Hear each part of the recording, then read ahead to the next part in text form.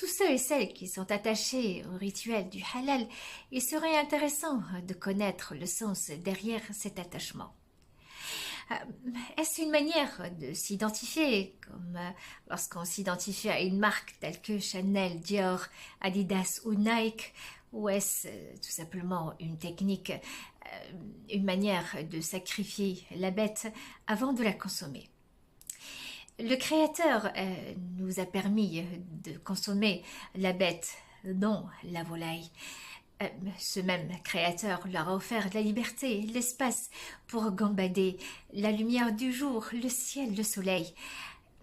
Et pourtant, nous, les musulmans, les avons enfermés dans des cages, avons interdit à ces bêtes de voir le jour.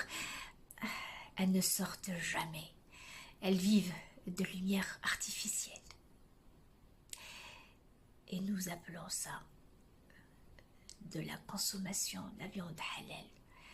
Comment cela peut-il être considéré comme halal?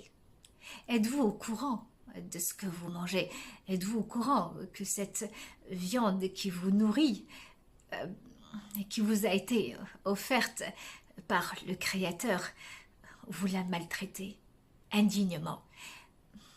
Considérez-vous digne de cette générosité? Euh,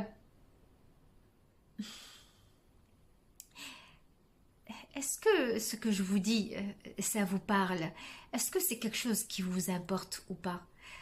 Ou est-ce que ce que je suis en train de vous dire vous semble complètement étranger? C'est comme si je ne parlais pas musulman.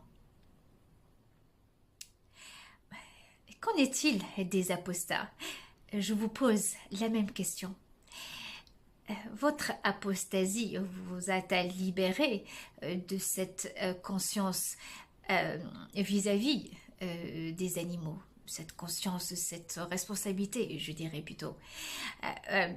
Vous sentez-vous concerné par la cause animale, cette même viande que vous consommez et les conditions dans lesquelles elles vivent, c'est-à-dire elles ne voient jamais le jour?